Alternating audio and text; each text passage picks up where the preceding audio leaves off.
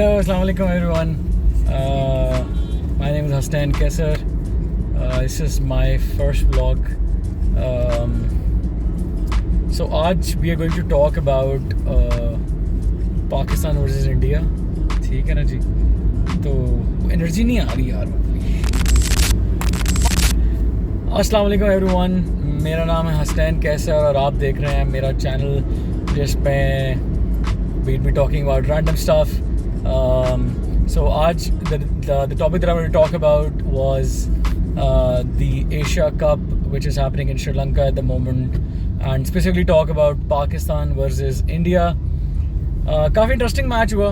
Interesting in the sense कि हमें काफ़ी कुछ पता लगा. हमारी जो शॉर्ट कमिंग्स थी हमारी इंटरनेशनल टीम की, जो इन द लास्ट 2-3 मंथ्स जो एक तरह से छुपी हुई थी, या since we are continuously winning our matches, we are number 1 team in the world. उसका ऑफ कोर्स रीज़न है कि हम क्यों हैं, because we were winning. But ये भी कह सकते हैं कि हमारे जो कंपटीशन था वो it wasn't as tough. So world cup से पहले थोड़ी सी realization and to face relatively a stronger side was much needed. तो वो हो गया एक तरह से, विच इज़ गुड. 2-3 चीज़ें हैं. एक तो ये कि हमारे पाकिस्तानी जो फास्ट बॉलर्स हैं, मुझे लगता है कि थोड़ा सा हमने बहुत जल्दी बहुत बड़ा सुपरस्टार्स उनको बना दिया. Although they are really good, इसमें कोई शक नहीं है, but they are relatively young and there is a lot of cricket still left for them to play, जिसके बाद ही हम we can compare them with हमारे लेजेंडरी जो बॉलर्स थे, वसीम वकार वगैरह. तो अभी इट्स टू अर्ली. उसके अलावा कुछ कंसर्न्स ये हैं कि अभी दे डोंट हैव, उनके पास इतना ज़्यादा एक्सपीरियंस नहीं है, which is a cause of concern. उसका इम्पैक्ट क्या है वो ये है कि आपको याद होगा कि अगर हम इस मैच के बारे में बात ना भी करें, अगर हम बात करें वो उस सेमीफाइनल के बारे में जो चैंपियंस ट्रॉफी का था, जिसमें मैथ्यू वेड ने शाहीन को छक्का मारा. तो वो एक छक्के के बाद शाहीन गॉट जस्ट बैम्बूजल्ड. तो and then he was all over the place. उसकी लाइन और लेंथ मिस हो गई. अजीब एक छक्का या एक कैच छूटने से, हसन ने जो कैच छोड़ा था उसकी वजह से आप ये नहीं कर सकते कि आप अपनी एक्चुअल लाइन और लेंथ भूल जाएं. ठीक है, फिर आपने 3 छक्के खा लिए एकदम स्ट्रेट. इसका मतलब है कि एक्सपीरियंस की कमी है. फिर इंडिया के खिलाफ भी यही हुआ. उन्होंने अटैक किया इंडिया ने, क्योंकि इंडिया को पता था कि हमारी बॉलिंग अगर शुरू में उनको हमारे बॉलर्स को लेवरेज मिल जाता तो उन्होंने शुरू के 2-3 विकेटें बड़ी इजीली ले लेनी थी हमारे बॉलर्स ने. सो दे केम विद अटैकिंग माइंडसेट, क्योंकि उससे पहला जो मैच जो वॉश आउट हो गया था, उस मैच में आपने देखा होगा कि they did not come with attacking mind. वो थोड़े डरे हुए थे, बोथ रोहित एंड शुभमन गिल.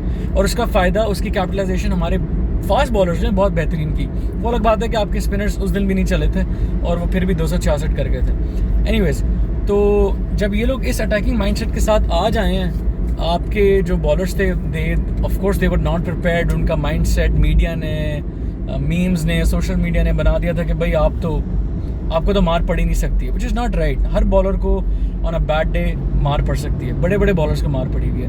आपको याद होगा जिस बॉलिंग अटैक के सामने हमसे खेला ही नहीं गया इंडिया के सामने.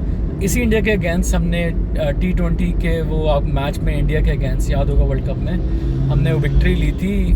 जो 10 विकेट से जो विक्ट्री ली थी हमने, वो भी तो थी ना. तो इसी बॉलिंग अटैक के सामने थी. तो कहने का मतलब है कि किसी की कोई भी दिन किसी भी बॉलिंग अटैक के लिए बुरा हो सकता है. तो बात सिर्फ ये है कि how do you react to it. आपका रिएक्शन कैसा है उस चीज़ को लेकर, ये बड़ा इंपॉर्टेंट है. अगर आपको शुरू में थोड़ी बहुत मार पड़ गई है, दैट डज नॉट मीन कि आप अपनी लाइन लेंथ भूल जाएं और आप जो है वो फिर बिल्कुल ही इधर उधर होके घूम फिर के जो है वो गलतियां करना शुरू कर दें. नसीम के बारे में आप ये नहीं कह सकते, बिकॉज उसके 3 ओवर शुरू के बड़े ज़बरदस्त थे. उसमें ज़बरदस्त क्या बात थी? ज़बरदस्त बात यही थी कि वो अपनी लाइन लेंथ नहीं भूला.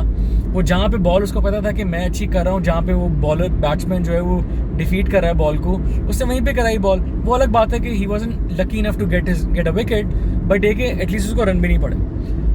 फिर जो सबसे बड़ी कॉज ऑफ कंसर्न है इन माय ओपिनियन, वो है हमारे फास्ट बॉलर्स की फिटनेस. पूरा साल 80% of time they play T20 cricket. दिन में 4 ओवर करने होते हैं, 4 ओवर किए, उसके बाद रिलैक्स होकर बैठ गए. फिर वो एक्सपेक्टेशन ही नहीं बिल्ड कि भाई उन्होंने 10 ओवर करने हैं रेगुलरली, जो कि अगेन उनकी गलती नहीं भी है और थोड़ी सी है भी. वो गलती है इस सेंस में कि उनको पता है कि they are bowlers for all are formats, ठीक है। तो उनको अपनी फ़िटनेस को मेंटेन करना चाहिए, हमारे फिटनेस कोचेस को उनके साथ बराबर काम करना चाहिए कि मेक श्योर करें कि अपनी इनकी फ़िटनेस जो है वो अगर टेस्ट हो भी तो वो उस पर साबित कदम रहे। अब उसके सोल्यूशन मेरी नज़र में क्या है, एक तो ये कि इनकी फ़िटनेस पे तो इमीडिएटली आपको फोकस करना ही करना है। आपके पास जो बैकअप बॉलर्स हैं आपको उनकी फिटनेस पे ही फोकस करना है, and you have to make sure कि आप उनको एक जैसे अक्सर हम ईमेल्स ऑफिस में कर रहे होते हैं, तो हम कुछ लोगों को बीसीसी करके कर रहे होते हैं कि भाई अगर मतलब तुम्हारी नज़र के लिए भी है ये, तो बेसिकली उनके जो हमारे बैकअप बॉलर्स हैं उनके लिए भी होना चाहिए ये कि यार ऑल्दो हमने पिक उन 3-4 फास्ट बॉलर्स को किया है, लेकिन आप लोग भी अपनी फिटनेस पे पूरा ध्यान दो, क्योंकि we can call you up, क्योंकि अगर ये लोग अनफिट हुए तो हमने आपको ही बुलाना है। तो और उसकी शायद मेरा ख्याल है कि आपको ज़रूरत पड़ेगी तीनों फास्ट बॉलर्स के केस में, हारिस के केस में, नसीम के केस में। आपको याद होगा इंग्लैंड वाला जो इंग्लैंड के साथ वर्ल्ड कप फाइनल हो रहा था हमारा, we could have won that match अगर आपके बोथ शाहीन और नसीम दोनों आपके फिट होते। आपके दोनों बॉलर्स अनफिट हो गए थे एंड दे कुडंट बॉल, तो आपने फिर मैच कहाँ से जीतना था वो, ठीक है। तो आपने अगर इसी वर्ल्ड कप में भी यही करना है तो अगेन सरप्राइजिंग है। और मैं देख रहा हूँ कि कॉन्स्टेंटली फेलियर्स के बाद आप सीख कुछ नहीं रहे हैं, ठीक है, तो वो भी कॉज ऑफ कंसर्न है। दूसरी कुछ है कि हमें थोड़ा सा अपने बैट्समैनों को समझाना पड़ेगा कि even if there is a big target and even if Babar has gone out, उसका मतलब ये नहीं कि आप डर के खेलें, उसका मतलब ये नहीं कि आपको समझ ही ना आए कि क्या हो रहा है। ऑल्दो आई अग्री कि उनकी बॉलिंग बहुत अमेजिंग थी, बहुत अच्छी थी। बुमराह 2 डिग्री से भी ऊपर स्विंग कर रहा था बॉल, और 140 के पेस पे इन स्विंग आउट स्विंग दोनों करना हमारे बॉलर्स तो नहीं कर सकते।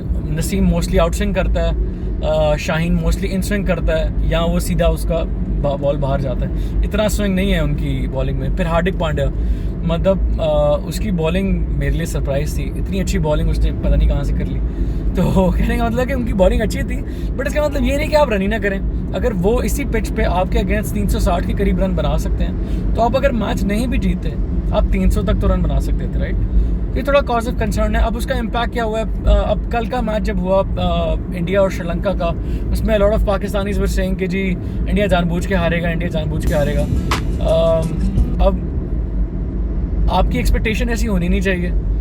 आप जब से हम छोटे हैं, छोटे हो से लेकर अब तक जब हम यही देख रहे हैं जी बड़े टूर्नामेंट्स में कि फ़लानी टीम जीतेगी, हारेगी, तो ऐसा हो जाएगा वैसा हो जाएगा। अभी तक हम उस मेंटालिटी से बाहर ही निकले अनफॉर्चुनेटली। यार आप यहाँ तक इस नहज पे आते ही क्यों है कि इंडिया के हाथ में आपका जो है वो फ्यूचर होता है। और इस आप में से कुछ लोगों को याद होगा कि इंग्लैंड के साथ जो इंडिया का मैच हुआ था 2019 के वर्ल्ड कप में, जिसमें India was suppose to beat England या न्यूजीलैंड, आई थिंक दोनों में से कोई एक टीम थी, और they could have won the match, but वो धोनी साहब आए हुए थे और धोनी वाज प्लेइंग लाइक के टारगेट तो हमने चेस करना ही नहीं है। उसमें थोड़ा शक मुझे भी हुआ था कि यार ये कुछ हैंकी पैंकी है। एनीवेज, तो ये तो आप पहली बात है कि आप किसी पे डिपेंडेंट रहे ना, आप खुद से अपने उन पे पहुंचे। दूसरी बात है कि यार वाई वुड दे लूज़, अगर उनको भी पता है मैच वॉश आउट होने के चांसेस यहाँ पे कितने ज़्यादा हैं, तो बांग्लादेश का भी मैच वॉश आउट हो सकता है, तो why would they lose against Sri Lanka.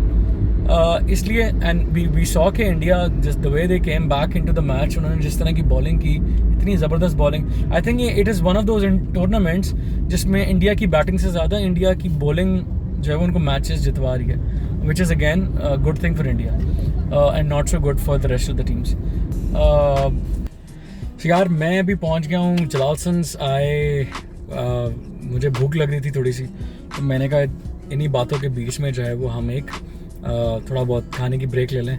So I am just gonna go and get my sandwich which I am gonna eat, and then we can continue talking about the Pakistan India scenario and the Asia cup which is happening at the moment. अभी तो मिलते हैं फिर।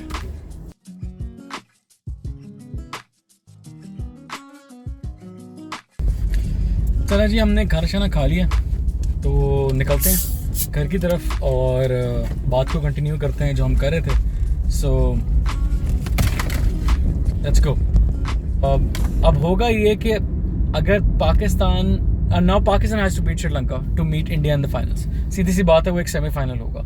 लेकिन अगर unfortunately जो कि cards में नज़र आ रहा है कि there could be rain throughout the day, अगर मैच वॉश आउट हो जाता तो दोनों टीम्स को, श्रीलंका और पाकिस्तान को, एक एक पॉइंट मिलेगा। इसका मतलब ये है कि बात आ जाएगी रन रेट पे। आपके इतने बुरी तरीके से मैच हारने का जो इम्पैक्ट है वो ये है कि आप रन रेट की सिर्फ बेसिस पे आप कहेंगे कि जी वो हम टूर्नामेंट से बाहर हो गए, अगर हम मैच खेले थे तो हम जीत जाते हैं, ठीक है। फिर अगेन इस चीज़ को भी स्केप कोड बना लिया जाएगा हमारी मैनेजमेंट की तरफ से और हमारे कुछ खिलाड़ियों की तरफ से भी, जो है वो अपने शूज़ फिल नहीं कर रहे हैं, to be honest at the moment. खैर अगेन पाकिस्तान जो है वो अपने आप को फिर उसी जगह पे देख रहा है कि जी ये हो जाएगा तो वो हो जाएगा तो हम पहुंच जाएंगे। We are playing some really good cricket in the recent times, इसमें कोई शक नहीं है। Let's just not go all guns blazing against them. कुछ थोड़ी बहुत cause of concerns हैं जिस पे अगर if they work on, I think we have a very good chance to be a solid contender for the upcoming World Cup.